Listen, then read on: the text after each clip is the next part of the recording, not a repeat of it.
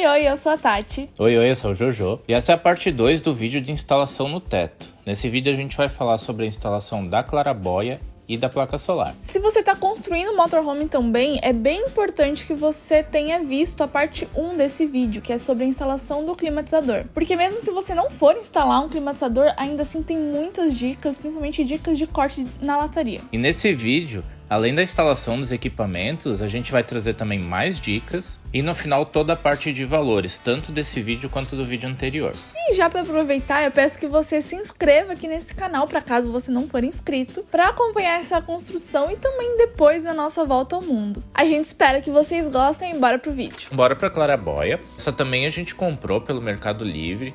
Ela é comercializada aqui no Brasil pela Campersoul. Também não estamos sendo patrocinados. Não sei se pronuncia assim também, mas se patrocinar a gente aprende a pronunciar certo. A gente não sabe qual que é a marca em si dessa claraboia, a gente só sabe o distribuidor aqui. Mas enfim, vamos para a instalação. A gente usou o próprio acabamento interno da claraboia para fazer a marcação. Uma vez com o molde pronto, então a gente foi ali na parte interna da van, fez as marcações. A gente teve que medir um pouquinho com a trena para deixar ele mais retinho, né? O mais reto que a gente conseguiu fazer. E daí é só seguir o mesmo processo do climatizador. A gente fez furos pela parte de baixo, bem nas extremidades de onde a gente marcou, para a gente poder usar isso como guia na parte de cima e poder colocar o molde ao redor dele. Feito isso, então é só subir em cima da van e ligar os pontos. É realmente pegar uma régua ali, um esquadro que você tiver, você faz a marcação bem retinha, porque a claraboia ela é bem quadrada, então vai dar certo.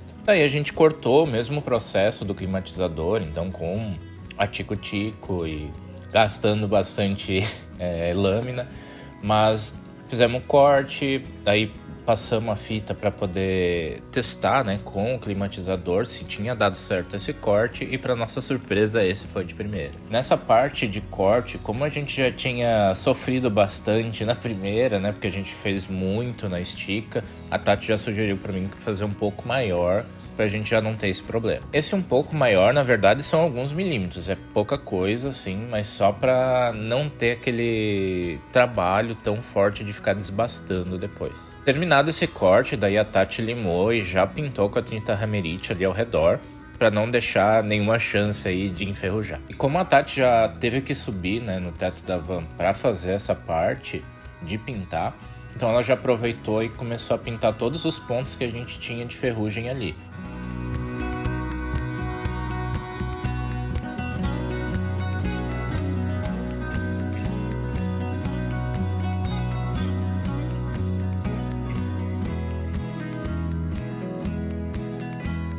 E daí quando a gente foi de fato fazer a instalação, né, parafusar, fazer acabamento, a gente acabou percebendo que as ondulações da lata, elas acabavam impedindo a gente de fixar a claraboia na lata, porque ela ficava balançando, assim, ela não conseguia ficar retinha. Primeiro eu preciso da claraboia aqui dentro do buraco que a gente fez.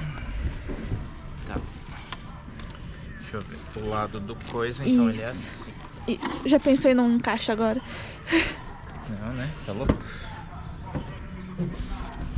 Se não encaixar, tô despedido. Só tem que passar esse fio primeiro. Esse fio. Nossa, fio. Foi? Foi. Só que a gente não previu uma coisa. Que ele vai ficar elevado, né? Ai, Deus. Despedido. Tem que baixar essa parte aí. Putz. Tudo que eu queria agora.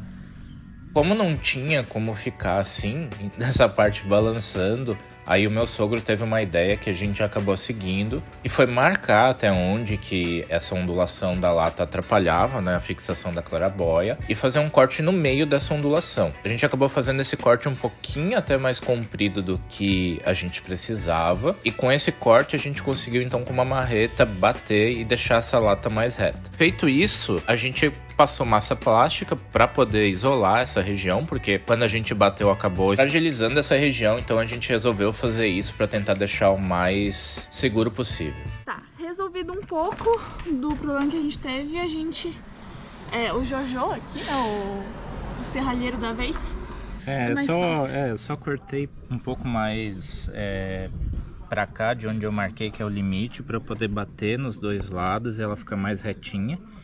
E vai ficar uma sobreposta da outra, dos dois lados. Tá vendo o que ele tá falando? Ó? Então ela vem pra cá e vem pra cá. Deixa eu dar uma olhadinha. Nossa, muito bom. Dá uma batidinha aqui e um pouquinho aqui, ela baixa para aí. Não precisa ficar muito forte, só pra lá botar. Ó, dela já. Nossa, muito bom já. Se fosse cortada aí é pior, né? Se não ficou. Ali era bom de massa plástica, tem ainda? Tem massa plástica. É, Assim. passa por cima, faz um pouquinho, passa por baixo um pouquinho, depois passa aí um peuzinho pra dizer que a massa plástica já vai segurar mais ainda. Sim. Entendeu? Melhor que o PU até. Olha só. Massadinho com sucesso.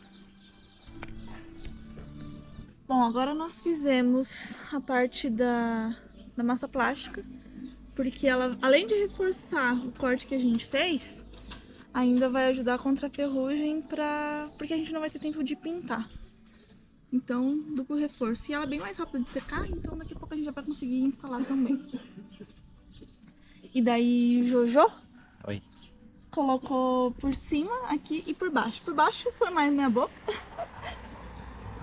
Mas o importante é que embaixo vai dar pra pintar depois, tem mais tempo. Aqui em cima a gente já vai direto tacar a cola PU e não vamos mais conseguir acessar esses lugares. Então é bom já deixar tudo bem certinho antes. Deu um leve infarto saber disso, que teve que amassar a lata, mas deu tudo certo. Uma dica, a gente sabia que a van tinha ondulações, mas a gente não tinha se preocupado direito com isso antes, então tomem bastante cuidado, vejam isso no planejamento de vocês para a instalação das coisas. Aí, antes de a gente fazer a fixação de fato, a gente só colocou a claraboia no lugar, passou fita crepe ao redor para fazer a parte do acabamento. Aí vai uma dica bem importante, que quando você quer passar cola PU em alguma coisa e você quer que tenha um acabamento mais bonitinho, você pode colocar a fita crepe tanto na lataria quanto no objeto que você for instalar, pra você passar cola PU, espalhar à vontade, não ter problema de sujar. Você só tira a fita e vai ficar tudo retinho, bonitinho, maravilhoso. E é um jeito super simples e fácil e rápido de você conseguir ter um acabamento bem legal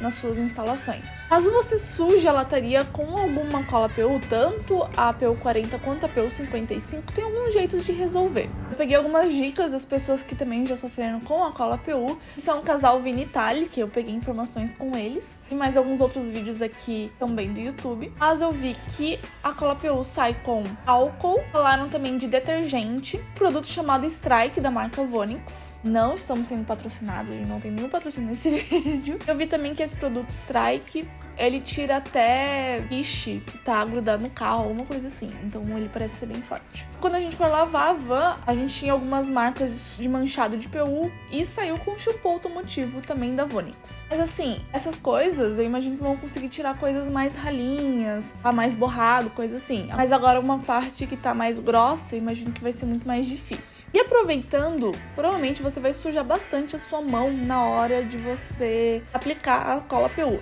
E já tem algumas dicas aqui pra você tirar essa cola PU da tua mão. Acetona, água quente com sabão em pó e falaram também de querosene. A gente até agora só testou com água quente e sabão em pó, que ajuda bastante, mas a acetona ela tira muito mais. Só que também tem que ficar esfregando a tua mão por muito tempo e ela só tira também até um determinado ponto, mas ajuda bastante. Aí limpamos a superfície, passamos cola na parte da claraboia que vai em contato com a lataria, parafusamos e passamos bastante cola em volta. E para espalhar essa cola, a gente tava passando detergente na mão para conseguir espalhar e deslizar mais fácil. Também não ficar tão grudado na mão. Mas a questão é que eu não me atentei que precisava de mais detergente. Eu tava passando muito pouco detergente no meu dedo, então ele deslizava, mas chegava até um certo ponto. Mesmo eu passando pouco detergente, ainda é 1000 vezes melhor do que você não passar nada. E logo depois que eu terminei de passar a cola, deixando tudo bem vedado, até nos parafusos também,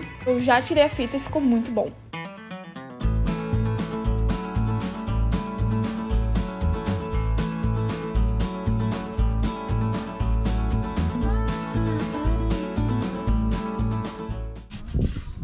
Certeza que tá tudo bem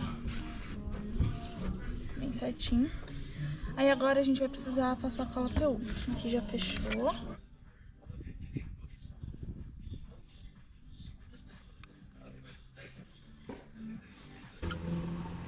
Pronto.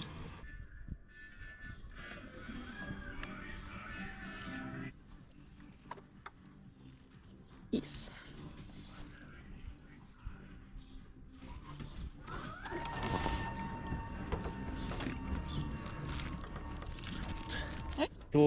Tu acha que eu boto quantos parafusos aí? Porque esse aqui vai ficar bem pra baixo, lá embaixo. Coloca um em cada ponta e mais 2 no meio, sabe? Quer dizer, um em cada meio. Tá bom. Aqui eu não sei se vai dar, mas talvez sim. Tá bom.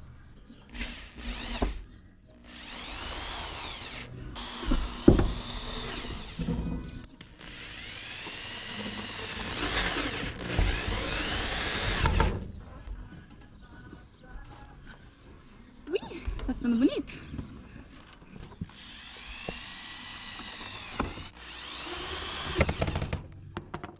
Agora vamos à técnica milenar do detergente no dedo. Vamos ver se esse negócio funciona mesmo.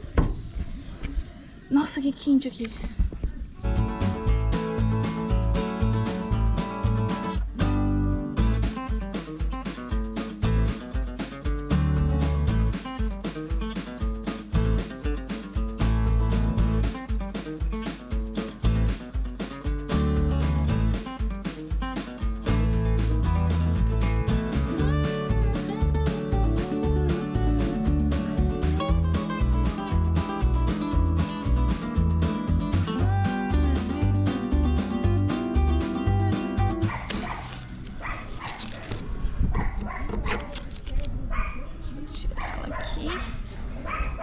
Ó, vai vendo, retinho.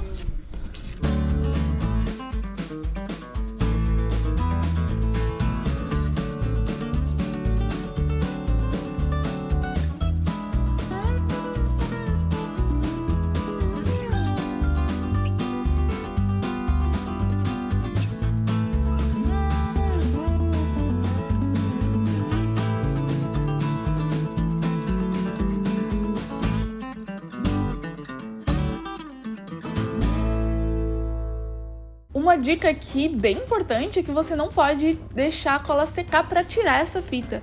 Porque eu não sei exatamente o que acontece, mas pelo que eu saiba, tu não consegue tirar nunca mais essa fita, sem pelo menos estragar toda a PU que você já colocou. E a gente não tá querendo pagar pra saber o que acontece, né? Então a gente já não correu esse risco. Aí na parte de baixo eu também passei cola, passei em todos os parafusos, em tudo. E eu fui sem acabamento, porque eu não me importei muito com isso, porque vai ser tudo escondido de qualquer forma. Então chegou o momento da instalação da placa solar. A gente escolheu uma placa monocristalina de 460 watts da marca Sunova. E a gente comprou através da loja Neosolar. A gente escolheu essa placa de 460 watts monocristalina porque a nossa ideia inicial era usar 3 placas de 150 watts policristalinas, só que elas ocupam muito mais espaço do que essa. O valor no final ele fica o mesmo e de quebra a gente tem uns 10 watts a mais aí de possibilidade de geração de energia. Dessa forma a gente conseguiu com que a placa ela ficasse bem discreta acima do teto, o que a gente acha bem mais bonito, né, deixar ela bem escondidinha. E uma coisa importante a se atentar na hora de escolher as placas é prestar bem atenção na largura do seu carro, porque as placas elas não podem ultrapassar a largura do carro, senão vocês vão ter problema com a vistoria do Inmetro. E agora para a instalação da placa, a gente comprou alguns suportes para fazer a fixação da placa na lata. Foi um suporte específico já para a placa solar. Como a gente não tem a expertise nem a paciência para fazer com cantoneira, a gente optou por isso, mas se você quer economizar, usa a cantoneira que vale muito a pena. Eu pensei primeiro em parafusar os suportes na lata e depois encaixar a placa em cima. A placa não ia ter espaço embaixo suficiente para que a gente pudesse parafusar ela nas cantoneiras. Então a gente resolveu mudar a estratégia com que o meu sogro sugeriu. Então a gente decidiu parafusar todos os suportes na placa. E daí uma vez com tudo parafusado, a gente subiu com a placa e já colocou ela certinho no lugar que a gente queria.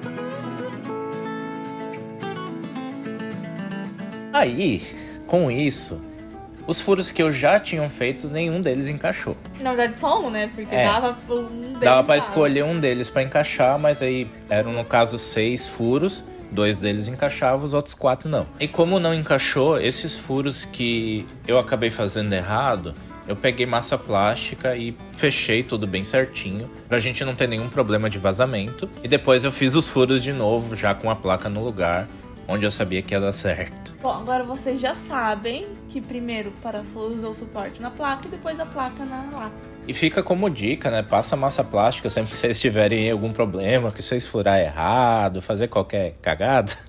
Só passa massa plástica que resolve. E bom, uma vez resolvido esses buracos a mais aí, eu fiz os furos, então, com os parafusos que vieram junto com os suportes. São parafusos autobrocantes, então eu já aproveitei eles para fazer a furação. Só que daí eu vi um problema depois de furar tudo, basicamente.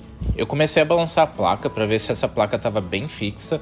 E eu comecei a ter uma sensação que alguns parafusos eles não tinham ficado tão bons, que parecia balançar um pouco. Então, para me sentir mais seguro, a gente decidiu comprar porcas para colocar na parte de dentro e fixar melhor esses parafusos. Chegando na loja, a gente descobriu que esses parafusos autobrocantes, eles têm uma rosca diferente. Então, a gente não consegue usar essas porcas pro parafuso autobrocante. Então, a gente acabou tendo que comprar parafusos novos, porca e arruela, para fazer essa fixação. Daí, depois de instalado tudo isso, aí realmente tive a sensação que estava bem mais firme e fiquei bem mais seguro. Eu passei cola PU em todos os furos, todos os suportes, deixar tudo bem vedado. Deu um trabalho federal, assim, porque é muito pouco espaço mesmo pra passar cola, porque só passa um dedo e não alcança tudo, enfim. Tive que dar um jeitinho aí pra dar certo. E também já fizemos o furo para passagem de cabos da placa solar. E esse foi o mais simples, toda a instalação foi a mesma coisa que a claraboia, só que sem a parte de parafusar, então é só realmente colar. Mas lembre-se que a parte curvada desse acabamento da passagem dos cabos é pra frente, porque é essa parte que é a aerodinâmica. E se você instalar ao contrário, é provável que vai entrar água naqueles furinhos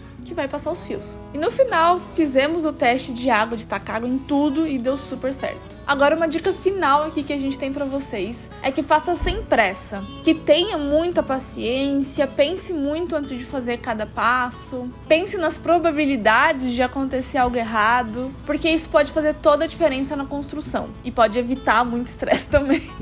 Mas também já tenha a mente aberta de que alguma coisa pode dar errado, vai ter imprevistos e tá tudo bem, você vai conseguir resolver. Tudo tem uma solução nessa vida. Agora bora falar dos materiais que foram usados e falar dos valores também. Mas lembre-se que são os valores de junho de 2023. E como sempre, deixamos os links aqui embaixo na descrição para caso você esteja interessado em algum produto e queira comprar também. Aqui eu vou ter a colinha para eu falar os materiais, porque é bastante coisa, bastante informação, bastante detalhe. E para ser um pouquinho mais dinâmica que esse vídeo. Começando pela serra Tico-Tico, que essa a gente já tinha há bastante tempo. Compramos serras para cortar metal da serra Tico-Tico, que foram 8 unidades por R$ 94,00. A cola PU 40 foram usadas 3 tubos, que foram R$ 23,00 cada, e no total deu R$ 69,00. Aplicador de cola PU, o meu pai já tinha, então a gente não precisou gastar nada. O climatizador foi R$ 1.400. A claraboia, R$ 1.347. A placa solar foi 916 com 50 centavos, já com frete. Parafuso com arruelas e porcas foram 12 unidades, isso foi para as placas solar, né? Foram R$ 12,00. Kit suporte da placa solar com 4 suportes foram R$ 254,00 com 34 centavos.